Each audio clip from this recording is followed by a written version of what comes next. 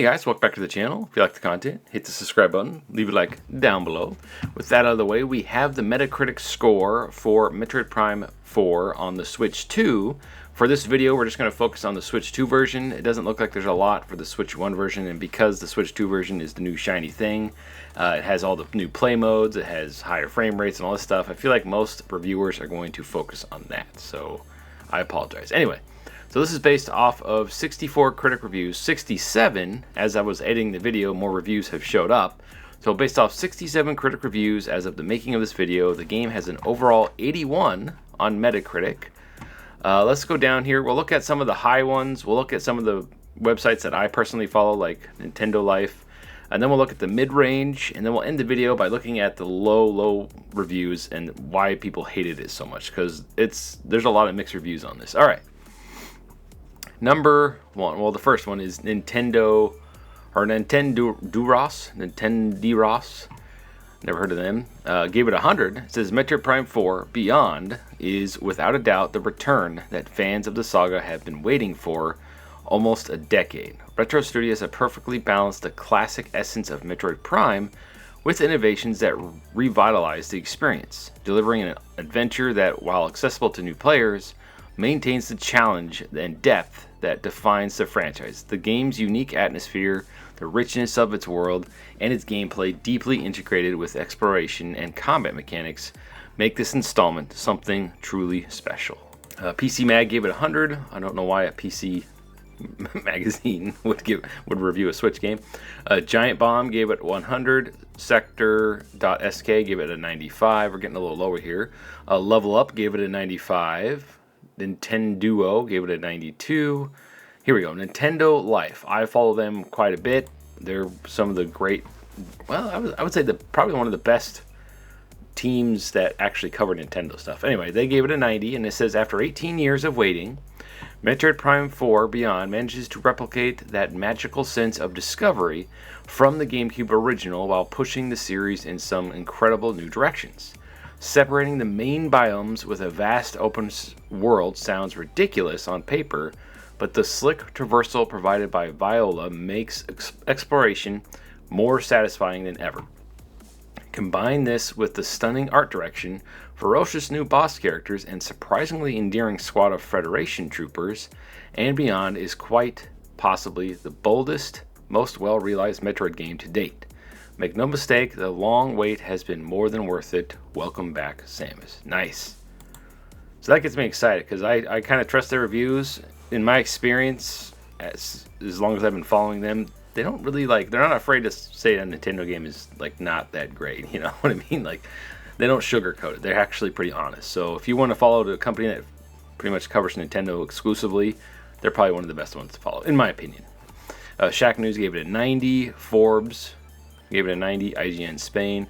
Yeah, where's the main IGN? I mean, you can see here as we're scrolling, 88, 87. Man, it's like every number here. Checkpoint, I think IGN gave it an 80 if I'm not mistaken here. Cog Connected gave it an 80. CG Magazine, Gamer. There's so many review companies that I've never even heard of. Like Tech Radar, I've heard of them. The Gamer. Vooks, never heard of them. The Six Axis.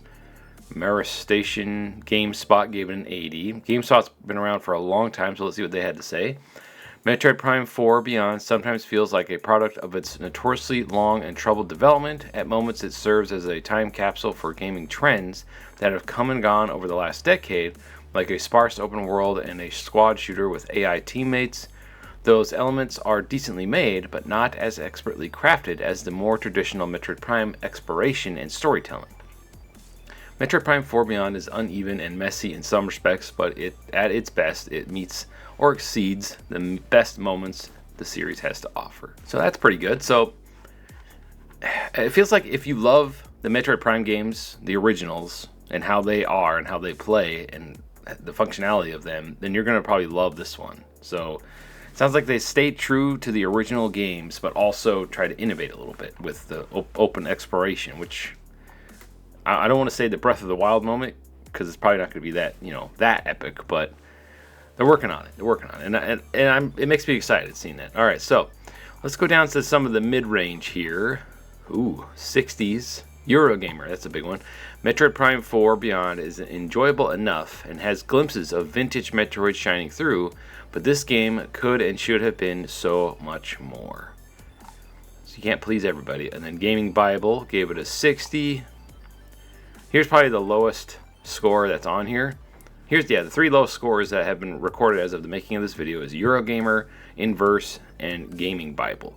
Inverse gave it a 60, also says ultimately much of Metroid Prime 4 feels like a failed experiment. As great as it is to explore the lightning-struck Volt Forge or pick through the haunted remains of the Ice Belt facility, the game's standout moments are buried in drudgery.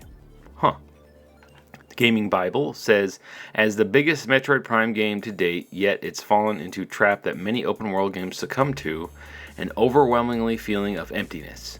The actual levels themselves are good, look great, but are dragged down by the interfering NPCs and the linear layouts that defeat the point of a Metroidvania entirely. It sounds like they're trying to make sure the old fans are taken care of to a certain extent, but push the franchise forward and try to modernize it a little bit. And it sounds like they were trying to do a couple cool things here, and it just didn't work out, maybe?